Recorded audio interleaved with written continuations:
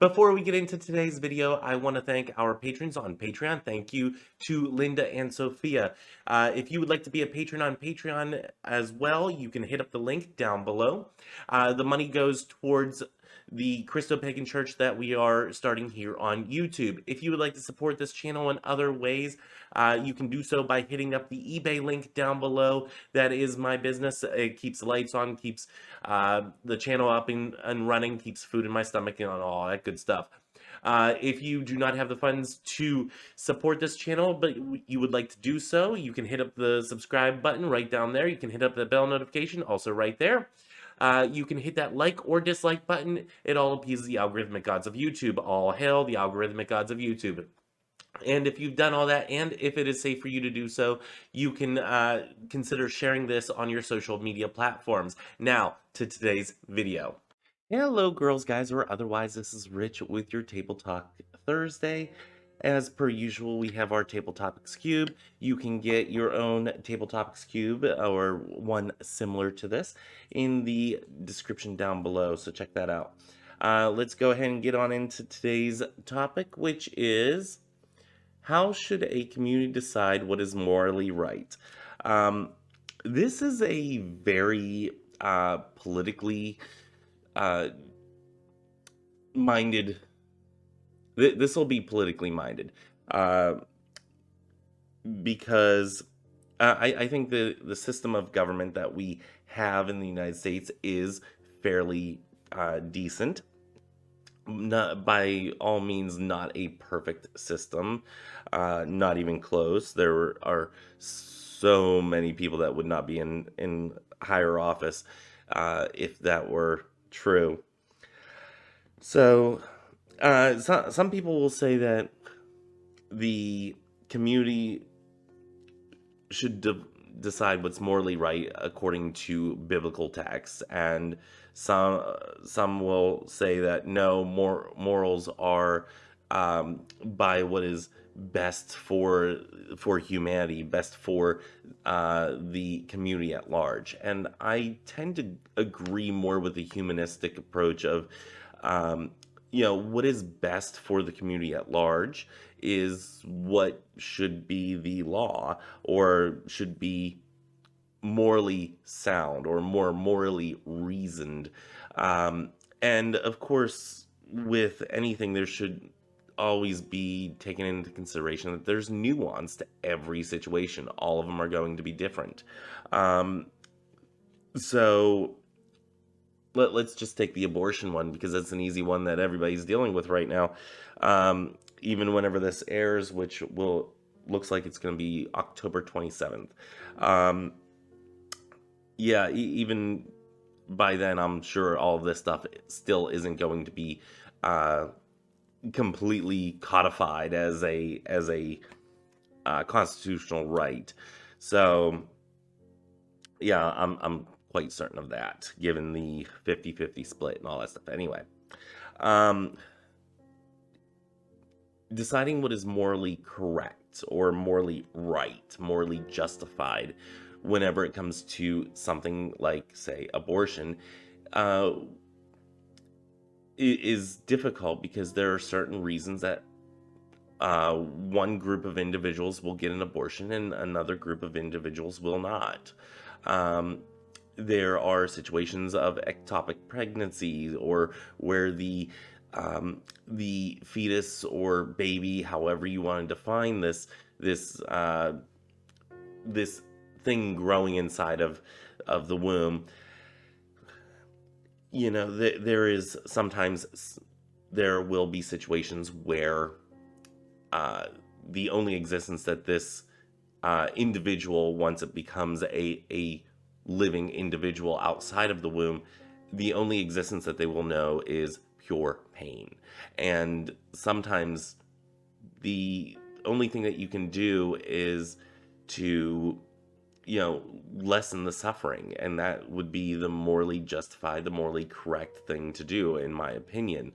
And then there's other situations where the mother's life is at severe risk.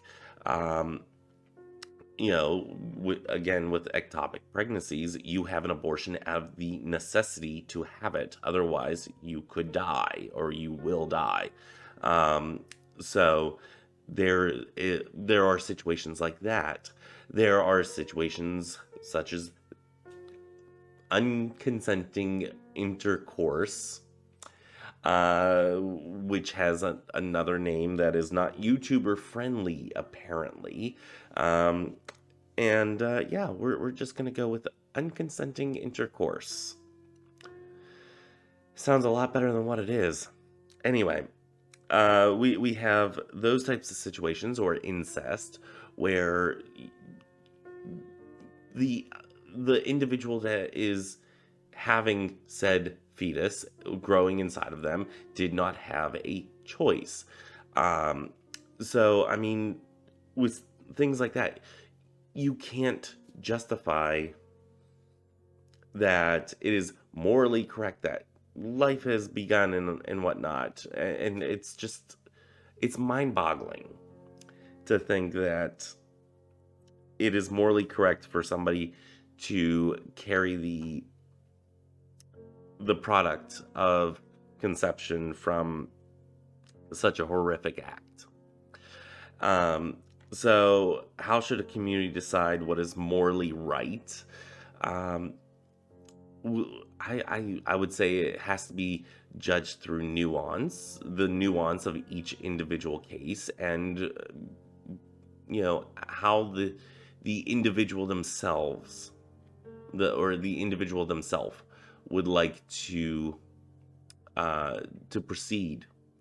Now, whenever we're talking about things like murder, the the situation is vastly different. And the reason being is because you are infringing on somebody else's right to life. So, having a right to existence as a human being is uh, is paramount. It's an inalienable right, as we say here in the United States, and the same argument can be done with the abortion issue and all that stuff. And you know what? Let's just say nobody likes the concept of abortion. It doesn't give anybody a warm fuzzy of, ooh, I want to go get one. I'm gonna get knocked up just so I can get an abortion. No, nobody's saying that.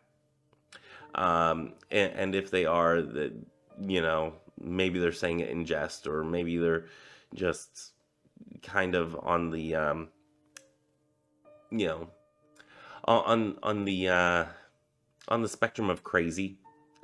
I don't know how else to sugarcoat that, but yeah, you definitely have some people out there that are out on the fringes, out on the out in left field, just looking at butterflies and whatnot. But yeah, I think those are few and far between.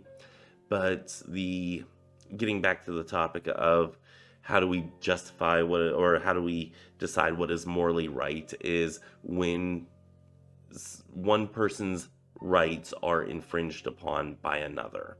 And I think that is a good first step on deciding what is morally right. And yeah, then you take it from there on the nuance of each individual case. And at the end of the day, and I know the libertarians out there will, be like, "Oh, I knew it." No, I'm not really a libertarian, but I do believe in a certain amount of, you know, stay out of other people's lives if they don't want you involved in it. Now, that doesn't go for like taxes and all this other stuff, because taxes are the price that you pay for living in a civilized society, and I will gladly pay those.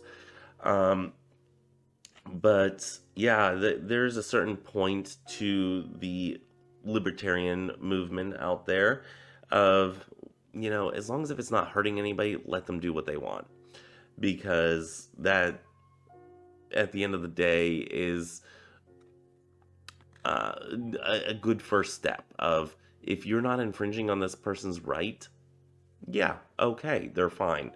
But that's all that I have for this question. It's kind of a noodle scratcher.